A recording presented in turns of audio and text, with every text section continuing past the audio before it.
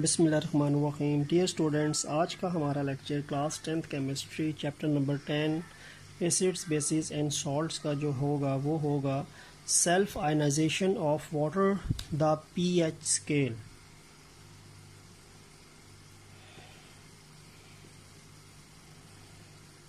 पानी की इसमें हमने सेल्फ आयनाइजेशन की बात करनी है और सेल्फ आयनाइजेशन ऑफ वाटर से एक स्केल जो है वो डिराइव होगा और उस स्केल को हम कहते हैं द पीएच स्केल। यानी पीएच स्केल की जो डेरिवेशन होती है, तो इसकी डेरिवेशन के लिए we must know about the concept of self ionisation of water. पानी की सेल्फ आयनाइजेशन, और पानी की सेल्फ आयनाइजेशन को हम ऑटो आयनाइजेशन ऑफ वाटर भी कहते हैं। अपनी आयनाइजेशन, वाटर खुद अपने आप को आयनाइज करेगा, तो या फिर पानी की ऑटो आयनाइजेशन सेम चीज़ है। सेल्फ आयनाइजेशन भी इसको कहते हैं और पानी की ऑटो आयनाइजेशन भी इसको कहते हैं। अब देखें, सबसे पहले बात यह है कि जो वाटर है ये एक पोलर मॉलिक्यूल है। पानी एक पोलर मॉलिक्यूल है। पोलर मॉलिक्यूल क्यों है? क्योंकि वाटर में ऑक्सीजन पे पार्शियल नेगेटिव चार्जेस हैं और हाइड्रोजन पे पार्शियल पॉजिटिव चार्जेस हैं, और एक पानी का मॉलिक्यूल दूसरे पानी के मॉलिक्यूल के साथ हाइड्रोजन बॉन्डिंग की वजह से हमेशा अटैच रहता है। और पानी का एक मॉलिक्यूल जब मूव करता है, साथ दूसरा भी मूव करेगा, फिर तीसरा भी मूव करेगा, चौथा भी मूव करेगा। तो पानी की जो पोलैरिटी होती है वो बेसिकली वाटर के मॉलिक्यूल्स को आपस में जोड़ के रखती है। ठीक हो गया। इसके साथ साथ जो पानी की अट्रैक्शन, जो पानी के मॉलिक्यूल्स के दरमियान जो अट्रैक्शन होती है, उस अट्रैक्शन की वजह से ऐसा भी होता है कि वाटर का जो एक मॉलिक्यूल होता है वो एज आ प्रोटॉन डोनर के तौर पे एक्ट करे और दूसरा एज आ प्रोटॉन एक्सेप्टर के तौर पे एक्ट करे, और वाटर कुछ न कुछ आयनाइजिंग स्टेशन यानी आयनाइजिंग स्टेट में जाए और पानी के अंदर कुछ आयन्स बनने का अमल जो है वो स्टार्ट हो। तो वाटर की सेल्फ आयनाइजेशन जो होती है वो बेसिकली वाटर के मॉलिक्यूल्स की अट्रैक्शन की वजह से होती है। और जब पानी के मॉलिक्यूल्स आपस में अट्रैक्ट होते हैं तो ऐसा भी होता है कि पानी के एक मॉलिक्यूल के अंदर as a proton donor ability आए और दूसरे में as a proton acceptor ability आए। तो एक पानी का molecule as a Bronsted Lowry acid के तौर पे एग्जिस्ट करे और दूसरा एज आ ब्रोंस्टन क्लोरी बेस के तौर पे एग्जिस्ट करे। और वाटर क्योंकि एम्फोटेरिक सब्सटेंस है तो इसमें डुअल एबिलिटीज़ होती हैं, तो उसके नतीजे में पानी एक हाइड्रोनियम आयन बनाए और एक हाइड्रोक्सल आयन बनाए। तो हम लिख सकते हैं कि वाटर की जो सेल्फ आयनाइजेशन होती है उसमें एक पानी का मॉलिक्यूल है H2O, ठीक हो गया, लोन पेयर्स ऑक्सीजन के मॉलिक्यूल के पास होते हैं। इसके साथ वाटर का दूसरा मॉलिक्यूल है, जाहिर है इसके पास भी लोन पेयर्स होंगे क्योंकि सेम चीज़ें हैं। अब इसमें यह हो सकता है कि वाटर का एक मॉलिक्यूल जो है, इसका जो हाइड्रोजन है ये यहाँ से निकले in the form of proton, H positive की शक्ल में यहाँ से निकले और ये यहाँ पे आके एक तरीके से इसके साथ ये दो इलेक्ट्रॉन के साथ अपने आप को अटैच करे और एक ये H पॉजिटिव इसका हिस्सा बन जाए और ये किसमें एक तरह से कोऑर्डिनेट कोवलेंट बॉन्ड की फॉर्मेशन हो जाए। तो ये H यहाँ से इस बॉन्ड को, अपने बॉन्ड को छोड़ के, और अपना जो इलेक्ट्रॉन इसका इस बॉन्ड में यूज़ हो रहा है उसको छोड़ के निकल रहा है, H पॉजिटिव की फॉर्म में निकल रहा है और आके ऑक्सीजन के जो लोन पेयर है एक, उसके साथ अटैचमेंट शो कर रहा है। जिसके नतीजे में हो क्या रहा है, इसके नतीजे में बेसिकली आपके पास ये H पहले का, ये O पहले का, ये नीचे वाला H पहले का, लोन पेयर पुराना, तो ये एक H जो है, ये वाला जो H पॉजिटिव है आके यहाँ पे अटैच हो रहा है। ठीक हो गया। और ये एक नया बॉन्ड बन रहा है और इस बॉन्ड के अंदर ये दोनों इलेक्ट्रॉन, ये जो फर्स्ट वाटर का मॉलिक्यूल है इसके यूज़ हो रहे हैं जिस in the form of coordinate covalent bond. तो ये H3O बन रहा है, H3O पॉजिटिव, बिकॉज इसके पास दो लोन इलेक्ट्रॉन पेयर हैं और यहाँ पे एक रह गया, एक इलेक्ट्रॉन का जो लोन पेयर है वो कंज्यूम हो गया, तो कंजम्पशन की वजह से हमने यहाँ पे पॉजिटिव का साइन लगा लिया। एंड सेकंड चीज़ जो यहाँ पे बचेगी वो OH नेगेटिव बचेगी। OH नेगेटिव क्यों? क्योंकि ये ऑक्सीजन के पास अपने इलेक्ट्रॉन तो हैं ही हैं, इसका एक इलेक्ट्रॉन इस बॉन्ड में भी शामिल है और हाइड्रोजन भी अपना एक इलेक्ट्रॉन छोड़ के जा रहा है। तो हाइड्रोजन अपना इस बॉन्ड का इलेक्ट्रॉन छोड़ के जा रहा है, तो वो इलेक्ट्रॉन भी ऑक्सीजन के OH के पास आ जाएगा, तो वो OH का चार्ज नेगेटिव हो जाएगा। तो OH negative NH3O positive. H3O इसलिए पॉजिटिव हो रहा है क्योंकि ये इलेक्ट्रॉन ऑक्सीजन का इस्तेमाल हो गया, कोऑर्डिनेट कोवलेंट बॉन्ड इस वाटर हाइड्रोजन पॉजिटिव के साथ, एंड दिस H प्लस जो है वो अपना यहाँ पे जो एक इलेक्ट्रॉन था इस बॉन्ड के अंदर जो था वो छोड़ के गया, तो दूसरा OH के पास चार्ज जो है वो माइनस हो गया। ठीक है, तो ये तो पानी की सेल्फ आयनाइजेशन में। अब इसमें क्या हो रहा है कि ये जो वाटर का मॉलिक्यूल है ना, ये प्रोटॉन डोनर होगा, दिस इज प्रोटॉन डोनर, क्योंकि ये इसने अपना H प्लस डोनेट किया ना। और ये जो वाटर का मॉलिक्यूल है ये प्रोटॉन एक्सेप्टर है, दिस इज प्रोटॉन एक्सेप्टर, क्योंकि ये इसने प्रोटॉन को एक्सेप्ट किया, इसने प्रोटॉन को डोनेट किया। तो वाटर की डुअलेबिलिटी है एम्फोटेरिक नेचर की वजह से। तो ये वाटर का मॉलिक्यूल एज अ एसिड के तौर पे एग्जिस्ट कर रहा है, ब्रोंस्टन क्लोरी, और ये एज अ बेस के तौर पे एग्जिस्ट कर रहा है। अच्छा, अब इस रिएक्शन को H2O ये 2 H2O है ना, इसको मैं ऐसे लिख सकता हूँ 2H2O, 2 वाटर के मॉलिक्यूल है ना, H2O को मैंने 2H2O लिख लिया, ठीक हो गया। और इसको मैं वाटर के मॉलिक्यूल का जो रिएक्शन है ये बेसिकली रिवर्सिबल होता है, वो क्योंकि चीज़ें दोबारा मिलके उसमें कन्वर्ट हो सकती हैं। ये आपके पास एक H3O बन रहा है, H3O पॉजिटिव बन रहा है, और दूसरा क्या बन रहा है, OH नेगेटिव बन रहा है। ठीक है, यानी आपके पास ये फॉर्मेशन हो रही है। ये वाटर के 2 मॉलिक्यूल्स हैं, आपस में इनमें आयनाइजेशन के नतीजे में ये 2 आयंस बन रहे हैं, तो आपस में प्रोटॉन डोनर प्रोटॉन एक्सेप्टर वाला कॉन्सेप्ट बन रहा है। इसमें ये बन रहा है हाइड्रोनियम आयन, इसको हम हाइड्रोनियम आयन कहते हैं, और इसको हम हाइड्रोक्सल आयन बोलते हैं। ठीक है, तो ये 2 वाटर के मॉलिक्यूल की सेल्फ आयनाइजेशन है, और किस तरह हो रही है, प्रोटॉन डोनर प्रोटॉन एक्सेप्टेबिलिटी की वजह से। ठीक है, तो ये 2 वाटर के मॉलिक्यूल्स हैं। अब मैंने क्योंकि जब pH स्केल डिराइव करना होगा तो मैं एक पानी का मॉलिक्यूल लूँगा, तो ये जो आपके पास ऊपर जो रिएक्शन है this is for 2 water molecules, इसमें पानी के 2 मॉलिक्यूल्स यूज़ हो रहे हैं, यानी वाटर के 2 मॉलिक्यूल्स हैं, तो ये आपके पास रिएक्शन चल रहा है। ठीक हो गया। अगर मैं नीचे लिखता हूँ फॉर 1 वाटर मॉलिक्यूल, पानी के एक मॉलिक्यूल की अगर मैं आयनाइजेशन शो करूँ ना, तो वो मैं ऐसे कर सकता हूँ, if I show the water self ionisation of a single water molecule, तो उसके लिए मैं ये लिख सकता हूँ। ठीक है, उसके लिए मैं क्या कर सकता हूँ, H2O reversible, H positive and OH negative, ये भी एक इक्वेशन मेरे पास बन सकती है।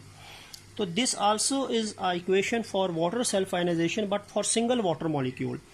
तो वाटर मॉलिक्यूल जो पानी का एक सिंगल मॉलिक्यूल है, सिंगल पानी के मॉलिक्यूल की आयनाइजेशन ये है H पॉजिटिव, यानी पानी का जब मॉलिक्यूल आयनाइज होगा तो एक H पॉजिटिव बनेगा और एक OH नेगेटिव बनेगा। ठीक है, और पानी के जो 2 मॉलिक्यूल की आयनाइजेशन होती है वो ये है। तो 2 वाटर मॉलिक्यूल जब सेल्फ आयनाइज होंगे तो H3O और OH नेगेटिव बनेगा। ठीक हो गया।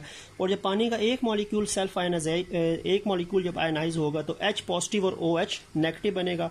तो वाटर के 2 मॉलिक्यूल्स की ये आयनाइजेशन है, ऊपर वाला रिएक्शन। ठीक हो गया, यानी ये वाला रिएक्शन है, ये 2 वाटर के मॉलिक्यूल की सेल्फ आयनाइजेशन को शो कर रहा है।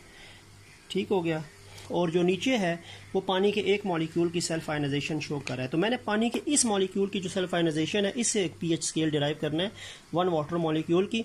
तो जब पानी के 2 मॉलिक्यूल की सेल्फ आयनाइजेशन होती है तो एक हाइड्रोनियम और एक हाइड्रोक्सल आयन बनता है, और जब पानी का जब एक मॉलिक्यूल सेल्फ आयनाइज होगा तो ये हाइड्रोजन आयन है, हाइड्रोजन आयन, और ये हाइड्रोक्सल आयन। ठीक हो गया, H पॉजिटिव और OH नेगेटिव। अब हम इस इक्वेशन से आगे चलते हैं, यानी ये जो हमने आखिर में रिएक्शन लिखा है इससे आगे अगर हम चलें तो हमें आइडिया हो जाएगा। अब करते हैं जी वही चीज़ मैं लिखता हूँ, दोबारा रीराइट करता हूँ और फिर आगे डेरिवेशन की तरफ आता हूँ, वैल्यूज़ की तरफ आता हूँ। अच्छा, पानी के एक मॉलिक्यूल की सेल्फ आयनाइजेशन मैंने अभी नीचे क्या लिखी थी, H2O reversible, H positive and OH negative. ठीक हो गया। अब इसका एक्सप्रेशन बना लेता हूँ जो हमने चैप्टर 1 में पढ़ा था, क्योंकि रिवर्सिबल रिएक्शन है। It is equal to H positive OH negative, ठीक हो गया, डिवाइडेड बाय H2O। प्रोडक्ट नीचे आएगा, रिएक्टेंट ऊपर आ जाएंगे, प्रोडक्ट ऊपर आएगा, रिएक्टेंट नीचे आ जाएंगे। H2O यहाँ पे डिवाइड हो रहा है ना, यहाँ पे जाके मल्टीप्लाई हो जाएगा, इक्वेशन की नई फॉर्म बन जाएगी KC इंटू H2O, यहाँ पे जाके मल्टीप्लाई हो गया, is equal to H positive and OH negative. अब ये इक्विलिब्रियम कांस्टेंट वाटर का है, तो इक्विलिब्रियम कांस्टेंट ऑफ वाटर जो है इसको मैं KW कह सकता हूँ, we can call it as KW। इसको हम आयनाइजेशन कांस्टेंट ऑफ वाटर भी कहते हैं, ठीक है। It is known as ionisation constant for water. ये पानी का आयनाइजेशन कांस्टेंट है, क्योंकि ऊपर पानी का इक्विलिब्रियम कांस्टेंट है, तो Kc/H2O के बजाय मैंने नया कांस्टेंट लिख दिया KW, and KW means Kc/H2O, and KW is basically known as ionisation constant for water, ठीक है। आगे वही आएगा H पॉजिटिव और OH नेगेटिव। अब आपके पास ये एक आयनाइजेशन कांस्टेंट ऑफ वाटर की इक्वेशन बन गई। अच्छा, अब ये जो आपके पास इक्वेशन बनती है ना, KW is equal to H positive into OH negative, तो इस कांस्टेंट की या इस इक्वेशन की जो वैल्यू होती है वो वैल्यू होती है 1.0 इंटू 10 की पावर -14, और ये टेम्परेचर डिपेंडेंट कांस्टेंट है, तो ये 25 डिग्री सेल्सियस पे, यानी the value of KW is equal to H positive into OH negative is 1.0 into 10 की पावर -14।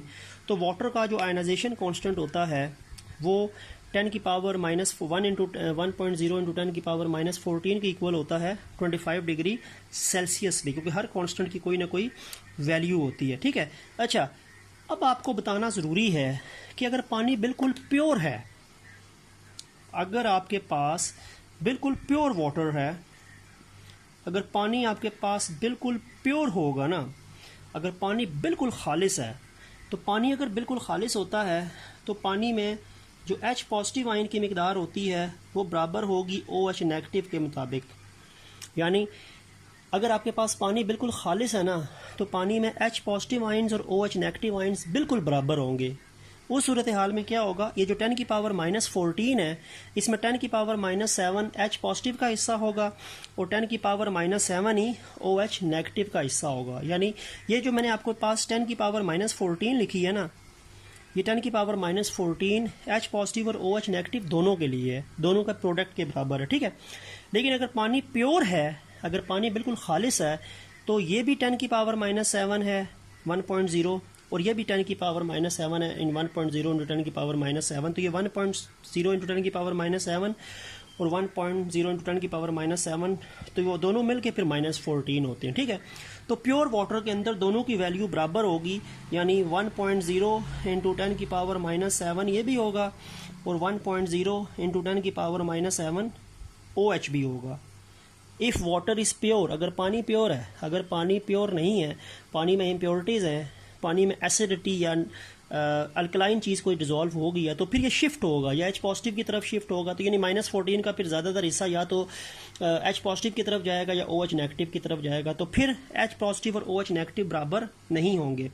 तो बज़ाहिर 10 की पावर -14 जो है उनमें H पॉजिटिव का भी हिस्सा 10 की पावर -7 है और OH नेगेटिव का भी हिस्सा 10 की पावर -7 है, लेकिन ये प्योर वाटर के लिए है कि इन दोनों की आयनिक कंसंट्रेशन के जो प्रोडक्ट होते हैं, जो -14 होती है, इन दोनों की वैल्यूज़ इक्वल होती है इफ़ वाटर इज़ प्योर, अगर पानी जो है वो बिल्कुल प्योर है, ठीक है। अब ये जो आपके पास वैल्यू आई है 10 की पावर -14 KW की, और फिर H पॉजिटिव की 10 की पावर -7 है और OH नेगेटिव की भी इसमें 10 की पावर -7 है, तो ये वैल्यू को अगर हम इसका नेगेटिव लॉग लें तो फिर आपके पास ये वैल्यू जो है वो नेगेटिव पावर से एक होल नंबर में आ सकती है, क्योंकि अभी आप देखो तो ये छोटी वैल्यू है, 10 की पावर -7 इज स्मॉल वैल्यू। तो इस वैल्यू को हम क्या कर सकते हैं कि इस वैल्यू को हम नेगेटिव लॉगरिथम लेके हम एक बड़ी होल नंबर वैल्यू में कन्वर्ट कर सकते हैं, ठीक है। तो फिर एक डेनिश यानी आप कह सकते हैं कि डेनमार्क से ताल्लुक़ रखने वाला एक बायोकेमिस्ट था जिसका नाम सोरेनसन है, और सोरेनसन ने 1909 के अंदर एक कॉन्सेप्ट दिया कि pH का और pOH का। अब वो कॉन्सेप्ट देने वाला साइंटिस्ट 1909 में, ठीक है, डेनमार्क से ताल्लुक़ था, तो डैनिश बायोकेमिस्ट था, ठीक हो गया, और नाम उसका था सोरेनसन, इसने कॉन्सेप्ट दिया जी आपके लिए, इसने कॉन्सेप्ट दिया पीएच का और पीओएच का। इसने ये कॉन्सेप्ट दिया, मैक्सिमम पीएच होता है, पीओएच भी कभी कभार यूज़ होता है। और ये पीएच और पीओएच का कॉन्सेप्ट देने के लिए इसने जो वही छोटी वैल्यू को, जो -7 की वैल्यू थी, उसको होल नंबर में कन्वर्ट करने के लिए एच पॉजिटिव और ओ एच नेगेटिव की जो थी, इसने पीएच और पीओएच का कॉन्सेप्ट दिया। और पीओएच और पीओएच का कॉन्सेप्ट क्या होता है? जो पीएच होता है ना, ये होता है negative log of the hydrogen ion concentration. Hydrogen ion concentration का नेगेटिव लॉग लें तो आपके पास वो पीएच की वैल्यू आएगी, ठीक है। और मैं अगर पीओएच की बात करूं तो ये भी होता है नेगेटिव लॉग, लेकिन ओएच नेगेटिव का। तो नेगेटिव लॉग और नेगेटिव लॉगरिथम अगर आप एच पॉजिटिव आइंस का लेंगे तो वो पीएच बनेगा। अगर आप negative logarithm O H negative ions का लेंगे तो वो पीओएच बनेगा। यानी किसी चीज़ का नेगेटिव लॉग लेंगे तो वो पीएच या पीओएच बन सकता है, ठीक है।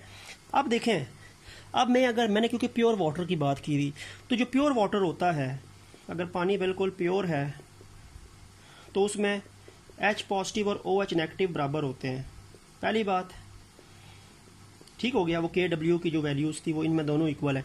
और उसमें ये भी 1.0 इंटू 10 की पावर -7 मोलर होता है, और ये भी 1.0 इंटू 10 की पावर -7 मोलर होता है। अगर पानी बिल्कुल प्योर है, अगर पानी बिल्कुल प्योर है तो ये भी 10 की पावर -7 है, ये भी 10 की पावर -7 है 25 डिग्री सेल्सियस पे। तो मैं अब इस एच पॉजिटिव का भी नेगेटिव लॉग ले लूँगा और ओ एच नेगेटिव का भी नेगेटिव लॉग लेके वैल्यूज़ निकाल लूँगा। तो पी एच अगर मैं निकालूंगा तो negative log of H positive, अब एच पॉजिटिव की वैल्यू क्या है? 1.0 इंटू 10 की पावर -7, ठीक हो गया। ये मैंने एच पॉजिटिव की वैल्यू लिख दी। अब लॉग का क्या रूल होता है, मैथमेटिक्स में आपने पढ़ा होगा, ये पावर जो है वो शुरू में आ जाएगी, नेगेटिव लॉग का पहले लिख दिया, ये माइनस पावर शुरू में आ गई -7, और लॉग 1.0 और 10 1 ज़ा 10, ठीक है। और ये माइनस माइनस प्लस 7 हो जाएगा, 7 log 10, और log 10 जो होता है वो 1 के इक्वल होता है, तो 7 1 ज़ा 7, pH 7 है। जो प्योर वाटर है ना, उसमें क्योंकि एच पॉजिटिव आयन की वैल्यू 10 की पावर -7 होती है, और सॉरी 1.0 इंटू 10 की पावर -7 है, तो उसका नेगेटिव लॉग आपका 7 निकलेगा अगर वाटर प्योर है। यही चीज़ हम पीओएच के लिए ले लेते हैं। तो पीओएच क्या है? Negative log of O H negative. O H negative भी यही होता है ना प्योर वाटर में, 1.0 इंटू 10 की पावर -7। उसी तरह शुरू में आ जाएगा, ये माइनस पहले है, वो -7 शुरू में आ गई पावर, पीछे log 10 बचा, क्योंकि 1.0 into 10 is equal to 10 multiply से 7 log 10, log 10 1 के इक्वल है, तो 7 POH। तो प्योर वाटर जो है, जो खालिस पानी है, उसकी pH भी 7 है, क्योंकि उसके अंदर एच पॉजिटिव आइन जो है वो 10 की पावर -7 के इक्वल है। तो नेगेटिव लॉग लेंगे तो वो -7 से +7 आ गया, होल नंबर वैल्यू आ गई, छोटी वैल्यू को बड़ी में कन्वर्ट कर दिया। और POH भी प्योर वाटर में -7 था, उसका भी नेगेटिव लॉग लिया तो वो भी 7 आ गया। It means that pure water है 7 pH एंड 7 POH, ठीक हो गया। अब ये कॉन्सेप्ट जो था, अब अगर मैं एक फार्मूला डिराइव करूं तो आपके पास देखें क्या चीज़ बची। आपके पास पहली बात है कि एक फार्मूला ये बना, negative log of hydrogen ion concentration pH का, ठीक हो गया। और पीओएच अगर आपने निकालनी है तो negative log of the hydroxyl ion concentration, ठीक हो गया। और जो प्योर वाटर मेरे पास आया, जो मेरे पास खालिस पानी आया, तो उसकी पीएच मेरी कितनी निकली? 7 निकली, बिकॉज ये 1.0 इंटू 10 की पावर -7 था। और प्योर वाटर की मेरे पास पीओएच भी कितनी निकली? 7 ही निकली। अब यहाँ से एक और फार्मूला ड्राइव होगा। यहाँ से क्या फार्मूला ड्राइव होगा कि पीएच प्लस पीओएच, पीएच भी 7 है, पीओएच भी 7 है, तो पीएच प्लस पीओएच क्या होगा? 14 होगा। पीएच प्लस पीओएच हमेशा जो है वो 14 है। अब यहाँ से एक और पीएच का फार्मूला बनेगा। अगर आपको पीएच फाइंड करना हो और पीओएच गिवन हो तो 14 में से पीओएच माइनस कर दें, पीओएच वहाँ पे जाके माइनस हो जाएगा। तो ये फार्मूला आपका बन गया। और एक और फार्मूला इसे निकल सकता है POH is equal to 14 minus PH। तो ये फार्मूला भी आपका बन सकता है। तो आपके पास टोटल फार्मूले जो हैं वो 5 बन सकते हैं, 5 फार्मूलाज बन गए। एक PH is equal to negative log of hydrogen ion concentration, और POH negative log of hydroxyl ion concentration. अगर आपको H पॉजिटिव आयन गिवन है, नेगेटिव लॉग लें, PH निकल आएगा। अगर आपको हाइड्रोक्सिल आयन गिवन है, नेगेटिव लॉग लें, POH निकल आएगा। और प्योर वाटर का क्योंकि PH और POH 7 होता है, क्योंकि उनके H पॉजिटिव की वैल्यू भी 1.0 × 10 की पावर -7 थी, तो वो नेगेटिव लॉग लेके +7 होगी, होल नंबर पे आ गई। और POH भी प्योर वाटर की 10 की पावर 1.0 × 10 की पावर -7 थी, उसका भी नेगेटिव लॉग लें तो वो भी आपके पास +7 में आ जाएगी। तो PH + POH for pure water के लिए तकरीबन PH और POH 7 + 7 14 हो जाएंगे। और कभी कभार ऐसा होता है कि आपको PH फाइंड करनी पड़ती है, लेकिन आपको H पॉजिटिव नहीं गिवन होता, OH गिवन होता है। तो आप पहले POH लेंगे और 14 में से POH को माइनस करेंगे, PH आ जाएगी। और इसी तरह आपके पास POH फाइंड करने के लिए कभी कभार आता है, तो एक फार्मूला तो ऊपर है ना कि नेगेटिव लॉग लें तो OH का तो POH निकलेगा, लेकिन यहाँ पे क्या है, कभी कभार आपको PH गिवन होता है, तो 14 में से PH माइनस करें, POH निकल आएगा। 14 में से POH माइनस करें, PH निकल आएगा। और PH और POH 14 के बराबर होता है, ठीक है। तो ये आपके पास एक चीज़ बनेगी कि PH का फार्मूला ये भी है और PH का फार्मूला ये भी है, डिपेंड करेगा कि डाटा क्या गिवन है। इसी तरह POH का फार्मूला ये भी है और ये भी है, आपको अवेलेबल डाटा पे चीज़ जो है वो डिपेंड करेगी, ठीक है। तो PH प्योर वाटर की 7 है, तो अगर आप कह सकते हैं, और POH भी प्योर वाटर की 7 है, लेकिन अगर वाटर में कोई चीज़ ऐड होना शुरू हो जाए तो वाटर जो है वो अपनी PH को चेंज उसमें आ जाएगा, ठीक है। वो या तो एसिडिक कंडीशन में जाएगा या उसमें अल्कलाइन कंडीशन में जाएगा। फिर एक चीज़ आपको और बता दूं कि जो कोई भी चीज़ एसिडिक है, बेसिक है या न्यूट्रल है, वो उसका पता कैसे चलता है, उसके लिए भी एक स्केल है, 27 पेज पे लास्ट में दिया है कि अगर H पॉजिटिव आयन और OH नेगेटिव आयन भी बराबर है, अगर वही बात है कि पानी में अगर H पॉजिटिव और OH नेगेटिव आयन बराबर हैं, तो जाहिर बात है इन दोनों की वैल्यू जो होती है वो 1.0 × 10 की पावर -7 होगी ना। इसकी भी 10 की पावर -7 होगी, इसकी भी 10 की पावर -7 होगी, क्योंकि इन दोनों की वैल्यूज़ बराबर होगी अगर पानी बिल्कुल प्योर होगा। तो उस सूरत हाल में आपके पास जो सॉल्यूशन आएगा वो क्या होगा, न्यूट्रल होगा, यानी वो एसिड भी नहीं होगा, बेस भी नहीं होगा। बात ये है कि PH और अगर यानी H पॉजिटिव और OH नेगेटिव बराबर है, अगर ये दोनों बराबर हैं तो वैल्यू ये आएगी। ये वैल्यू किसकी आएगी, ये वैल्यू H पॉजिटिव आयंस की उस टाइम आएगी, और PH लेंगे तो वो 7 निकलेगी, क्योंकि 10 की पावर -7 वाली चीज़ का नेगेटिव लॉग लें तो +7 निकलती है वैल्यू। उस कंडीशन में आपके पास न्यूट्रल होगा सोल्यूशन, ठीक है।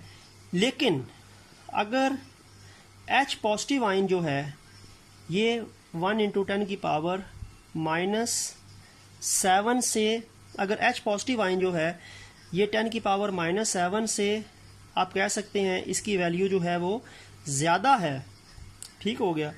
तो आपके पास यानी अगर H पॉजिटिव आयन कंसंट्रेशन जो आपके पास है, हाइड्रोजन की पॉजिटिव आयन कंसंट्रेशन अगर आपके पास है, इट इज़ मोर देन 10 की पावर -7, तो उस टाइम जो सोल्यूशन होगा वो एसिडिक होगा, एसिडिक सोल्यूशन जो है उस टाइम होगा।